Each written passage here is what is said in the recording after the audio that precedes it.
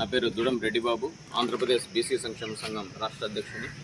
ఈరోజు కడప డిఓ గారిని కలవడం జరిగింది. ఆయనకు ఇంతవరకు పేరెంట్స్ నుంచి కడప జిల్లాలో ఒక్క కంప్లైంట్ కూడా రాలేదంట. కడపలో ఎక్కడ విద్య పైన దుర్వినియోగం కాలేదంట. ప్రతి స్కూల్లో కూడా కార్పొరేట్ అండ్ ప్రైవేట్ స్కూళ్ళల్లో బుక్స్ గురించి ఆయన అడిగితే నాకు తెలియదు అంటున్నాడు. ఇంతవరకు పేరెంట్స్ ఎవరు కూడా కంప్లైంట్ చేయలేదు అంటున్నాడు.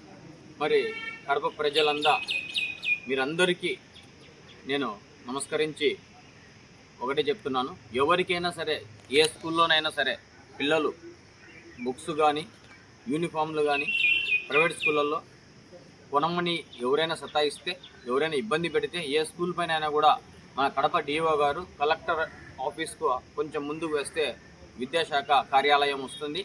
అక్కడ కంప్లైంట్ చేయండి. ఒకవేళ కంప్లైంట్ చేయకపోతే ఇలాగే విద్యను వ్యాపారంగా చేసి వేల కోట్ల రూపాయలు దోచుకుంటున్నారు. మరి దీనిపైన ఆంధ్రప్రదేశ్ ముఖ్యమంత్రి వర్యులు అలాగే విద్యాశాఖ మంత్రివర్యులు కూడా స్టేట్మెంట్ ఇచ్చారు.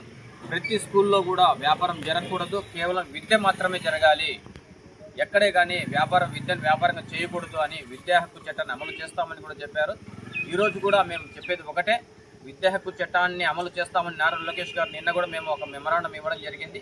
ఖచ్చితంగా అమలు చేస్తామని చెప్పారు. ఏ ప్రైవేట్ అండ్ కార్పొరేట్ స్కూళ్ళలో బుక్స్ అమ్మకూడదు, యూనిఫామ్లు అమ్మకూడదు, వర్క్ బుక్లు అమ్మకూడదు, బూట్లు అమ్మకూడదు, సాక్స్లు అమ్మకూడదు, కేవలం విద్యను మాత్రమే బోధించేందుకు మీకు గుర్తింపు ఇచ్చాం, పర్మిషన్లు ఇచ్చాం అని చెప్తున్నటువంటి ఈ ప్రభుత్వం కానీ, ఈ ఎంఈఓలు కానీ, డిఈఓలు కానీ, విద్యా కమిషన్ కానీ వీటిపైన తగు చర్యలు తీసుకోవాలని మేము ఒక మెమరాండం కూడా ఇచ్చాము ఇప్పుడు డిఓ గారికి.